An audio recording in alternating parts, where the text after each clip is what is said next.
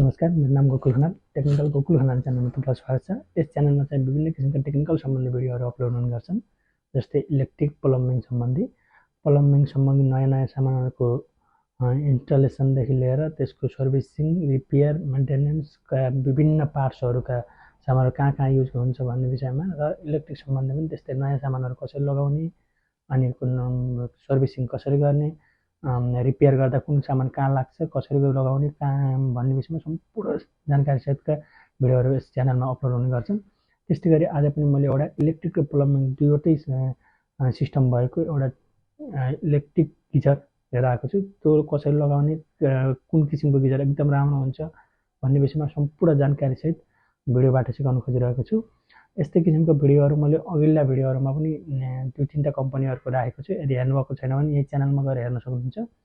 यस च्यानलमा चाहिँ आजको भिडियोमा चाहिँ इलेक्ट्रिक गिजर लगाउँदा के कुरामा ख्याल गर्नुपर्छ, लगाउने विधिदेखि लिएर कस्तो गिजर कहाँ लगाउने, कसरी लगाउने भन्ने विषयमा सम्पूर्ण जानकारीसहित सिकाएको छु। त्यसैले भिडियोलाई स्किप नगरिकन पुरै हेर्नुहोला। पुरै भिडियो हेरिसकेपछि मन पर्यो भने लाइक, सेयर गरिदिन नबिर्सनुहोला।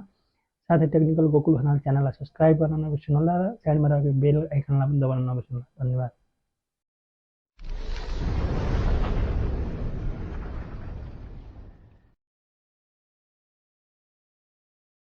यस्तो किसिमको ह्याभल कम्पनीको गिजरको हाम्रो अनबक्सिङ गर्दैछौँ।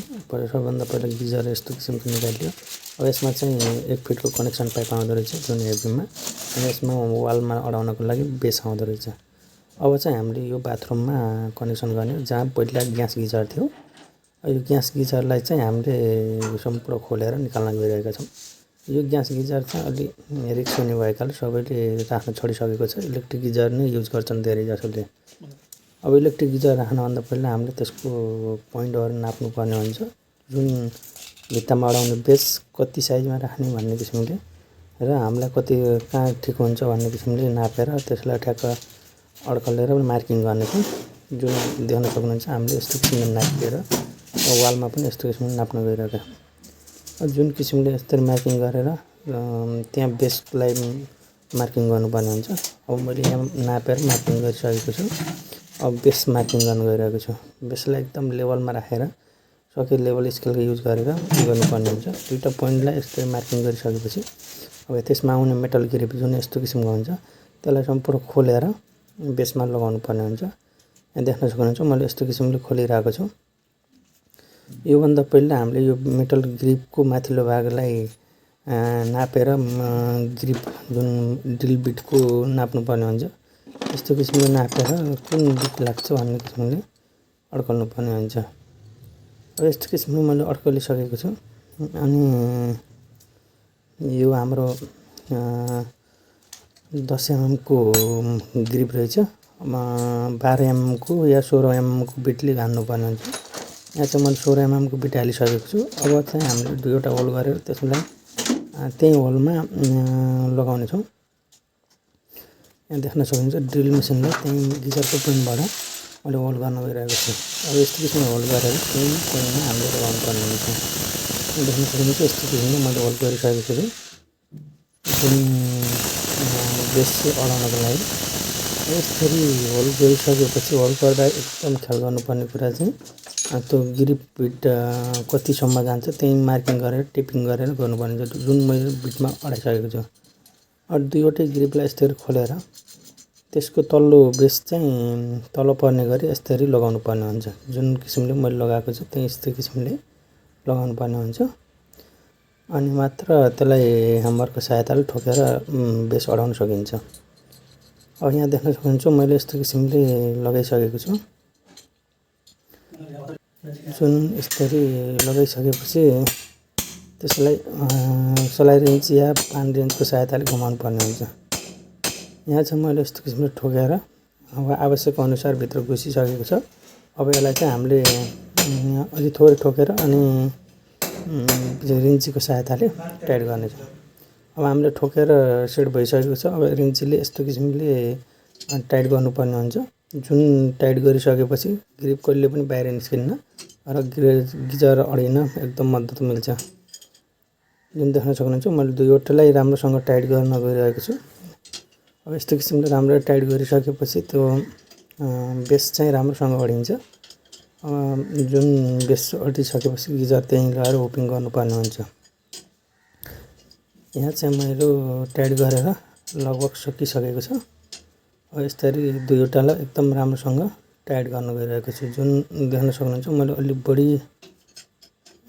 टाइट गर्न गइरहेको छु। यति गरिसकेपछि चाहिँ हाम्रो गिजरलाई अडाउने बेस चाहिँ राम्रोसँग टाइट हुन्छ।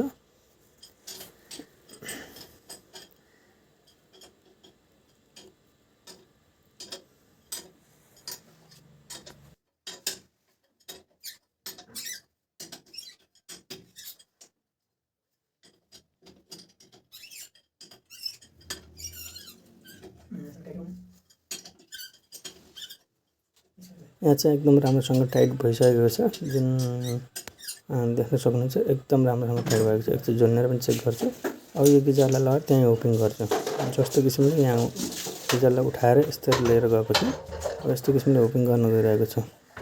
अब यस्तरी होपिङ गरिसकेपछि एकचोटि झुन्नेर या त्यसको पानीको भार जति हुन्छ त्यो अनुसार झुन्नेर चेक गर्नुपर्ने हुन्छ। यहाँ चाहिँ एकदम राम्रोसँग उठिसकेको छ। अब चाहिँ हामीले कनेक्सन पाइप लगाउन गइरहेका छौँ। कनेक्सन पाइप लगाउँदा इन र आउटलाई पानीलाई एकदम ख्याल गर्नुपर्ने हुन्छ।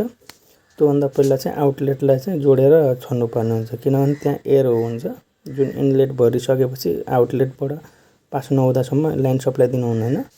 त्यसैले लाइन सप्लाई दिनभन्दा पहिला ख्याल गर्नुपर्ने कुरा भनेको त्यही हो। अब इनलेटलाई इनलेटको पोइन्टमा हाल्यो। यहाँ चेक बल पनि हुन्छ, तर यसमा रहेनछ। तर चेक बल अनिवार्य हुनुपर्ने हुन्छ। चेक बल लगाएर मात्रै काम गर्नुपर्ने हुन्छ। अब यस्तो किसिमले कनेक्सन पाइप जोडिसकेपछि राम्रोसँग टाइट गर्नुपर्ने हुन्छ। जस्तो किसिमले मैले यहाँ टाइट गरिरहेको छु। अब पानी सप्लाई दिइसकेको छु।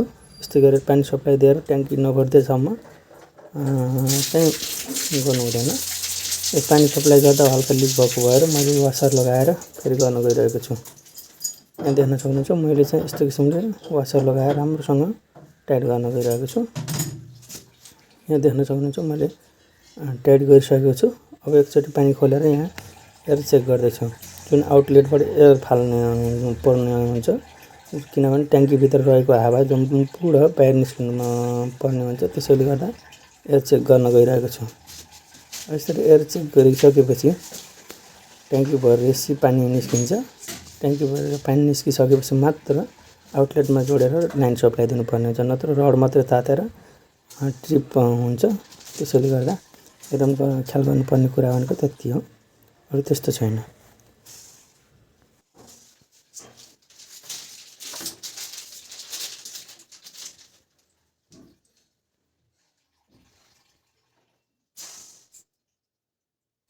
देख्न सक्नुहुन्छ अब पानी चाहिँ हाम्रो लगभग ट्याङ्की भरि नै लागेको छ। त्यसैले गर्दा यहाँ एयर एकदम बढी फालिरहेको छ। यस्तो किसिमले एयर बढी फालिसकेपछि पानी भरिन्छ र यहाँबाट पानी आउँछ। अब यहाँ हाम्रो केही समयमा यहाँ पानी आउँछ। जुन पानी आइसकेपछि हामीले आउटलेटको एङ्गल कपमा कनेक्सन पाइप जोडिन्छ र लाइन सप्लाई दिन्छ। यसको सहायताले गर्दा पानी ताप्न मद्दत गर्छ। अब यहाँ चाहिँ पानी भरि नै लागेको छ। यहाँ हल्का लिक भएको हो कि होइन रहेछ। अब चाहिँ यहाँ हामीले पानी सप्लाई गरिसकेको पानी आइसकेको छ। यसरी पानी आइसकेपछि इनलेटलाई बन्द गरेर यसरी आउनु छोड्छ। इनलेटलाई एकचोटि अफ गरिन्छ र आउटलेटको कनेक्सन पाइपमा एङ्गल कपमा यस्तो किसिमले जोडिन्छ। जुन हामीले यस्तो किसिमले जोडिसकेपछि मात्र लाइन सप्लाई दिन्छ। लाइन सप्लाई दिइसकेपछि लगभग 10-15 मिनटमा पानी तात्छ अनि हाम्रो यहाँबाट तातो पानी युज गर्न सक्छौँ, जसको सहायताले गर्दा तातो चिसो दुईटै मिसाउन मिल्छ यो वाल मिक्सरबाट। अब यो चाहिँ पावरको इन्डिकेटर र हिटिङको इन्डिकेटर दुईटै बलिसकेको छ। 10-15 मिनटपछि यो हिटिङको इन्डिकेटर निप्नुपर्ने हुन्छ, जसले गर्दा सुरक्षित हुन्छ। हाम्रो 10 मिनटपछि चेक गर्दा हिटिङको इन्डिकेटर यस्तो किसिमले निभेको छ।